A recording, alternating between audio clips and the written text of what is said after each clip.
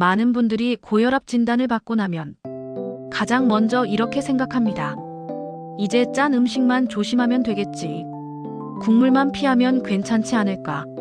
그래서 혈압약은 꼬박꼬박 챙겨 드시면서도 식탁 위 음식까지는 깊게 바꾸지 않는 경우가 많습니다.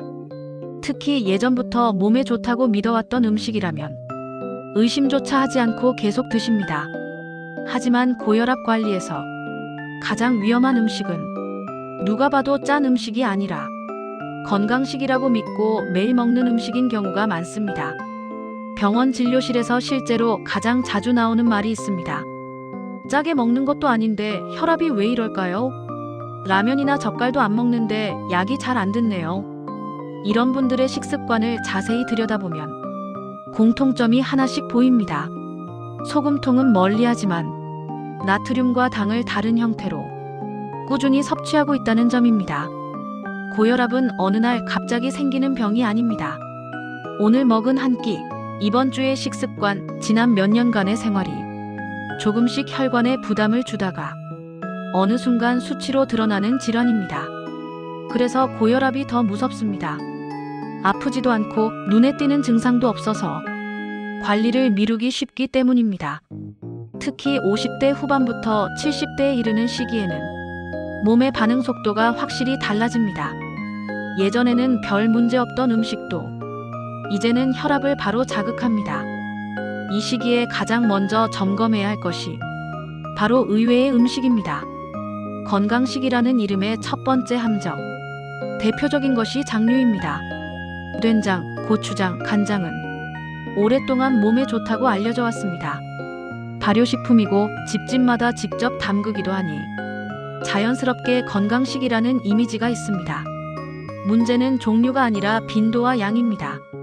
된장국 한 그릇은 괜찮아 보여도 아침, 점심, 저녁 중 2번 이상 반복되면 나트륨 섭취량은 금세 높아집니다. 게다가 반찬에도 간장이 들어가고 무침에도 고추장이 들어가고 국에도 된장이 들어가면 본인은 전혀 짜게 먹는다는 느낌이 없어도 혈압은 계속 자극을 받습니다. 특히 시니어 분들은 미각이 예전보다 둔해져 간이 강한 음식에도 짜다고 느끼지 못하는 경우가 많습니다. 이 점이 더 위험합니다. 두 번째 함정, 김치.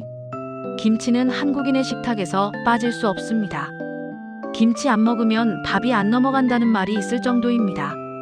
게다가 유산균, 발효식품이라는 이유로 건강에 좋다는 이미지가 매우 강합니다. 하지만 고혈압 환자에게 김치는 절대 많이 먹어도 되는 음식이 아닙니다.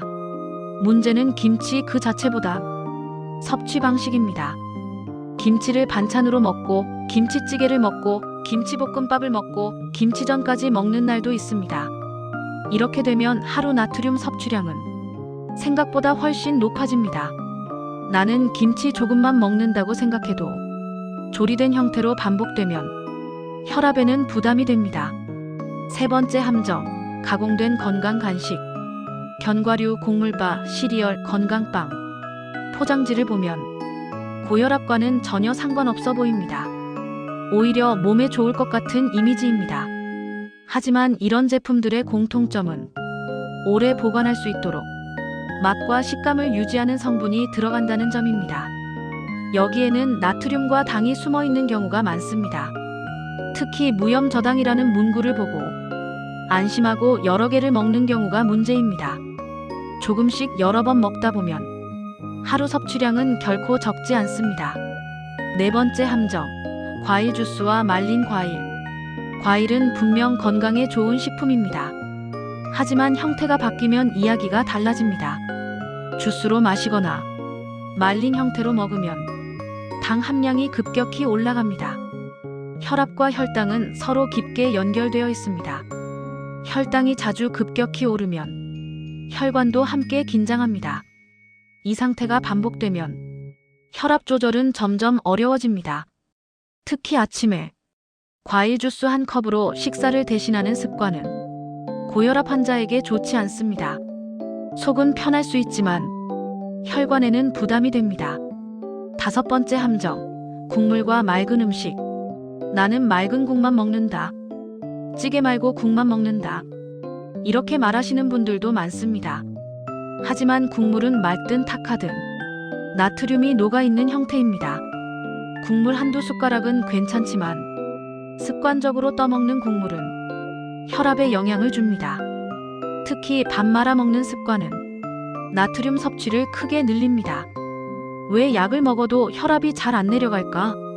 여기서 많은 분들이 묻습니다. 약을 먹는데 왜 혈압이 안정되지 않느냐고요?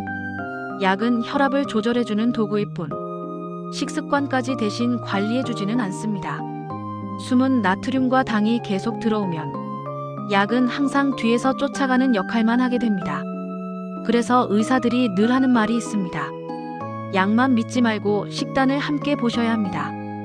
고혈압 관리의 핵심은 덜어내기. 고혈압 관리는 새로운 음식을 찾는 싸움이 아닙니다.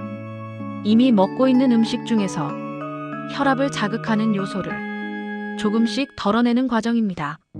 국물 한 숟가락 덜기, 양념 반찬 횟수 줄이기, 가공 간식 대신 자연식 선택하기. 이 작은 변화들이 몇 달 뒤 혈압 그래프를 바꿉니다. 실제로 같은 약을 먹고도 식습관을 조정한 분과 그렇지 않은 분 사이에는 분명한 차이가 나타납니다.